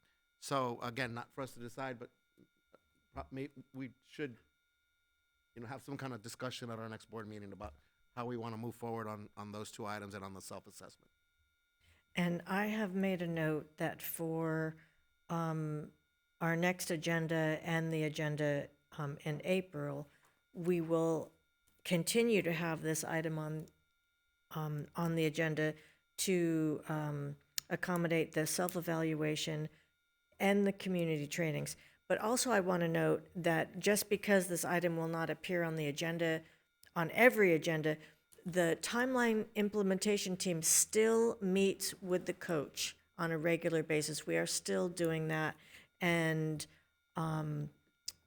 we are continuing to work with the coach on a regular basis. So even though this item may not show up on an agenda, doesn't mean that we're not continuing the work. The work is continuing, but we just want to make sure that there's something to report out in order to have that item on the agenda. Thank you. President Craig, can I just point of clarification?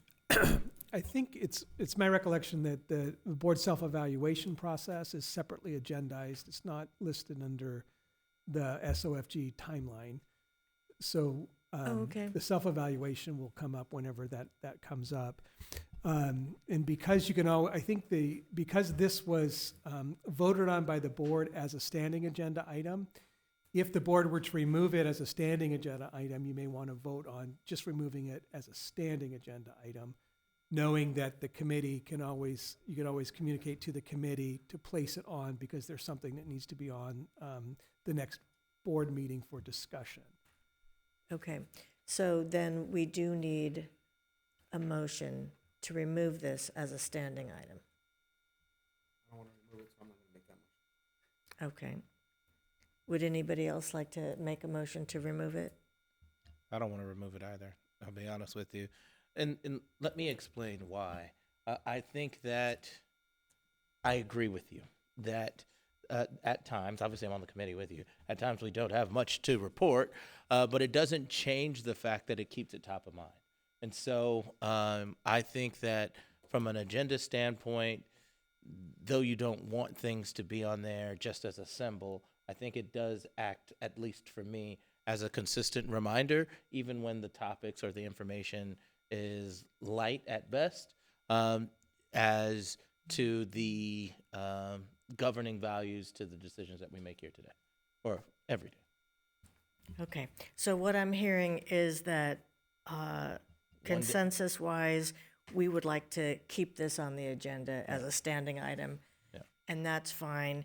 So we'll move on the agenda, and item 17.3 has already been discussed because we had amended our agenda, and now we're at report of board members. So let's see, our student board member has already given a report. So Member Miller, I think that means you're next. Yes, so we're getting pretty late into the night, so I will be very brief. We just concluded Black History Month, and as I highlighted at the last board meeting, there was a ton of events that were going on district-wide, and I couldn't have been more pleased at not just the level of activity, but it was really just everybody was participating. I went to an assembly over at Webster, and my goodness, man, it was just it was fantastic in the sense that not only did folks from all walks of life participate, but it was a packed house in regards to who wanted to participate in this Black History event. And so when we talk about our SEL work and our giving our Black students a sense of agency, that's exactly what we're talking about.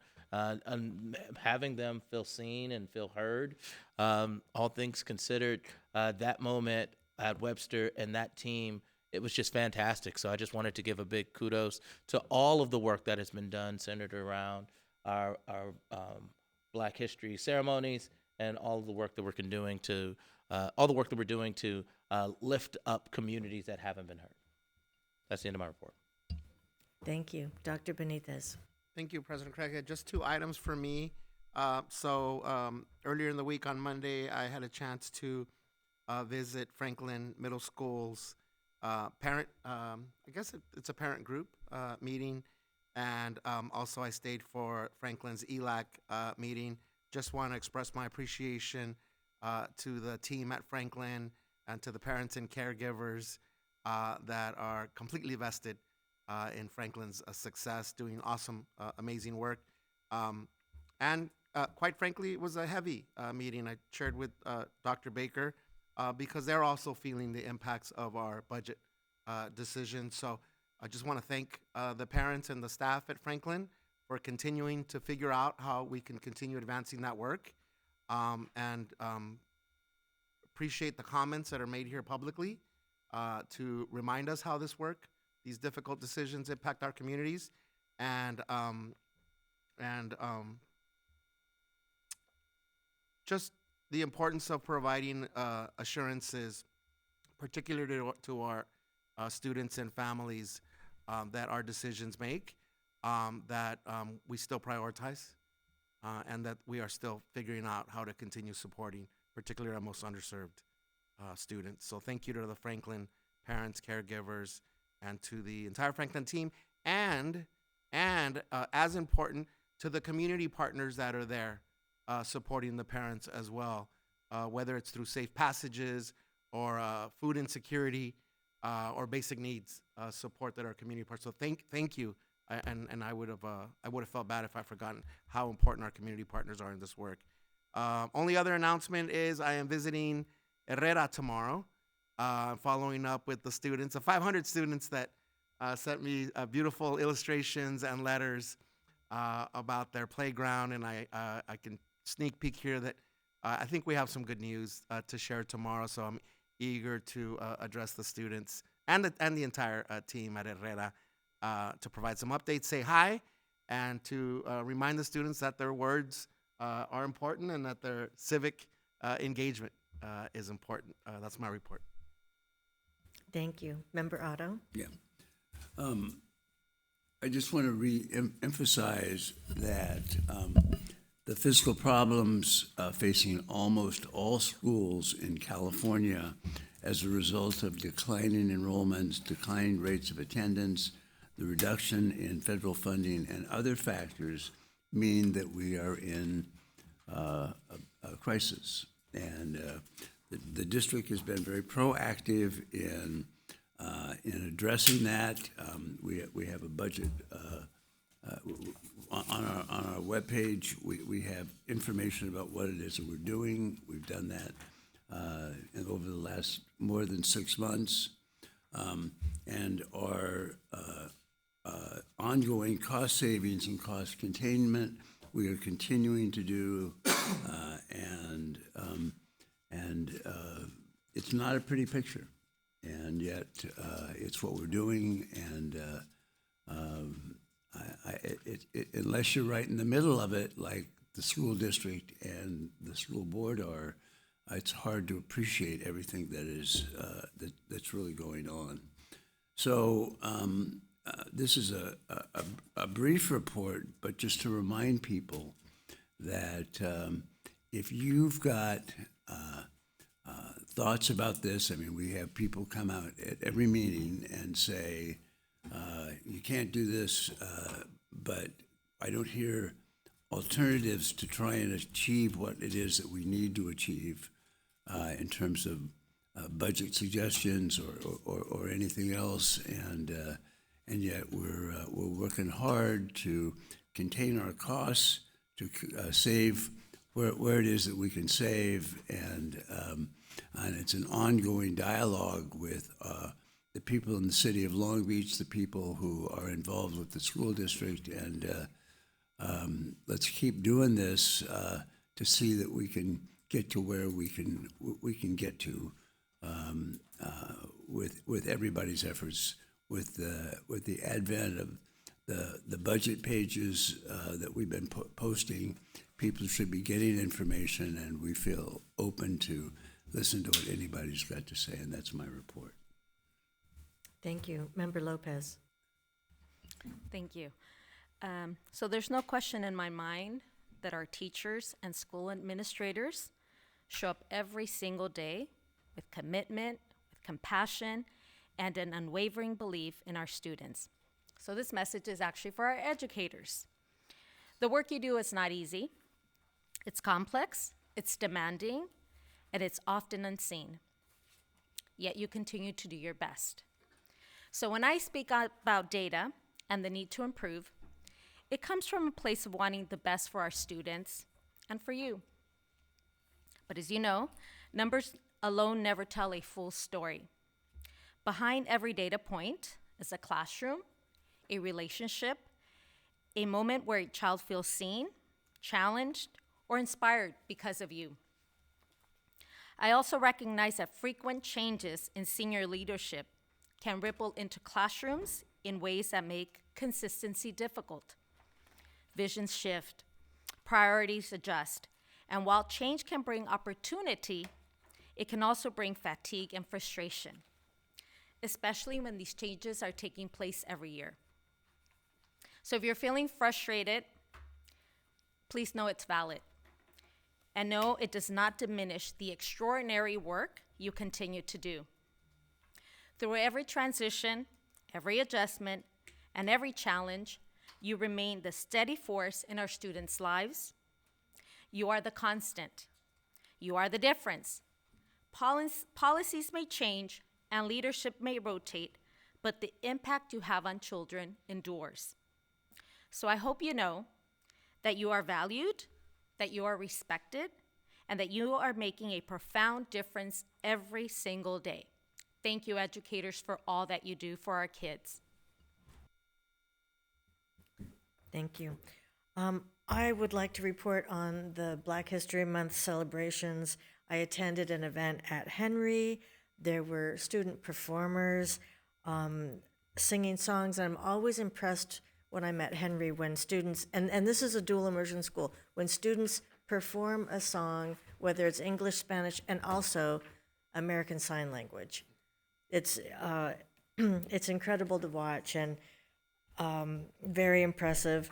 I sat with the student council, and each member of the student council got up to speak, and as they came back, they were with the group, and they would ask their colleagues how they did, and they were actually talking about fluency because they mentioned words like, did I sound like a robot? Did I, and it was so funny because we had just had that site visit where we talked so much about fluency and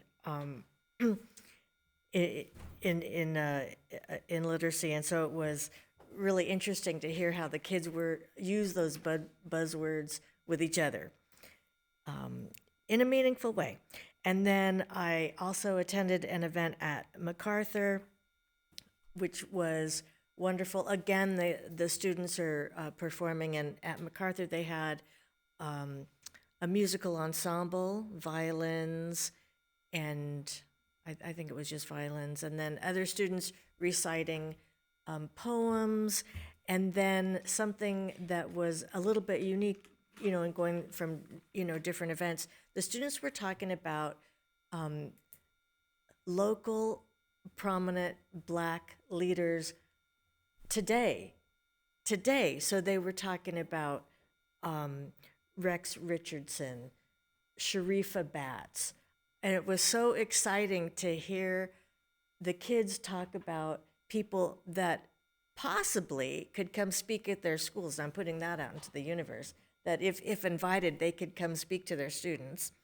And then Holmes always has a fabulous Black History Month celebration, and the way they do theirs is kind of a museum walk, and the classrooms of kids go through the other classrooms, and the kids all choose somebody from history. Like one class may choose all Black athletes, another class, Black inventors, that type of thing. So the kids learn about somebody in particular, and then they share that with their classmates, with other students at the school, and it's very fun. And something that I was impressed with our home students, they not only were able to talk about, let's say, a Black inventor or Black athlete, but I was speaking with this one boy, and he was talking about how this one man was illiterate, and I said, why do you think that was, that he didn't know how to read or write? And he told me that's because he wasn't allowed to go to school. So they know their stuff. They know it inside and out. They know the context of everything. Those kids are getting a very good education. And I just want to say hello to my friend Aaron. He's a Holmes scholar, and he approached me and talked about how it's very scary being a Mexican right now, and he's afraid. His family is afraid. And I don't know if I had the right words to comfort him. I tried to, but Aaron may be watching because he referenced me being in a courtroom, and so I think maybe he sees the gavel here, and he's talked to me before when I visit homes, and so Aaron, if you're watching, you have a lot of adults looking out for you. A lot of adults at your school and a lot of adults in the community. So stay close to your family. We'll do our best to take care of you. And then finally, I'll just say, we talk about Black History Month, but one thing the kids are learning is that Black History Month is not just a month. It is a part, and should be a part, of American history. So historically, we have taken certain things out of history that have not been taught. But the right thing to do is to make sure that Black history is a part of American history, that we teach all parts of history, and that we don't leave people out. And so that's why it is so important to celebrate. And I'm so glad that we do, and I'm so glad that our schools take that seriously. Dr. Baker. Great, thank you. Actually, I will begin with one last comment about the 100-year celebration of Black history. that actually concluded in our district on Saturday evening with a wonderful evening hosted by the Black Student Achievement Initiative. And I actually want to shout out a number of names who supported students in learning about Black history through this year's program. A beautiful celebration of talent, musical talent, and visual and performing arts, as well as oration and spoken word. So thank you to Candace Browning, Justin Edmondson, Jonathan Hawkins, and Casey Johnson as program directors, Dr. Norma Spencer, Dr. Dana Belvin, Dr. Pam Levitt, and Dr. Alyssa Taylor-Stewart, who led and supported Gerald Brown, Jonathan Evans, Jonah McGee, Sequoia Elliott, AJ Luke, Jamila Jackson, and Jacob Hernandez. Without them, an evening like that would not have been possible. And we saw wonderful and beautiful students performing their many talents. So great end of our Black History Month in Long Beach Unified. I also want to thank our school social workers. This week is the celebration of school social workers, and as we hear again and again, they are a great asset to our children, both little children and our older students. And so I want to thank them for the work that they do, not only in our schools, but also to connect families to the many resources that exist in our community that are available, but often just need a connection. And then I'm going to ask our communications team to pull up our Long Beach Unified Dashboard, which is an effort that is part of our strategic plan. Thank you to our research and student outcomes team led by Dr. Veronica Madrigal. This week, all of our community members or all of our families received notification that the dashboard is up and available to them. It's important. Some of the questions that are asked around the monitoring reports are accessible actually through the way that our dashboard is live now. You can get members of the public and staff can get a public view of the board's goals and data that associates with those goals. And then there's actually an opportunity for anyone who wants to look at school-specific data to access it in that way too. So lots of opportunities for our school staff, for students themselves, and actually it's something we're going to talk to the high school student advisory about, how they might access this information, drilling down to the school level. So thank you to the team that put so much work into making that data accessible to our public. Also want to express appreciation to the Port of Long Beach, who yesterday at Bernie Elementary hosted a wonderful Read Across America event to celebrate literacy through the distribution of Soleil the Sea Lion. That is a story written by a local author who works for the Port of Long Beach and a local artist who does a lot of work in our community, Michelle Din. The author is Art Marogine. A wonderful celebration of literacy that many of us got to attend. I think they've distributed more than 2,000 books across Long Beach Unified for our students, and it explores a green port through the lens of a sea lion. So encourage you, if you're at a school, you may ask to see Soleil the Sea Lion and read about it. Wonderful to have the port team there. I'll report out on attendance that our attendance is tracking at 92.7%, which is a slight bump from last year, but not reaching a level that we continue to strive for. We have seen success in different schools, really showing gains, so we'll continue to push our attendance as high as we can. And then lastly, and this has been shared, but on each of our meetings and any ways that you can amplify this, we will have our inaugural English Learner Symposium on March 28th. It will be held from 9 to 2 at Browning High School, an opportunity for the release of the English Learner Master Plan.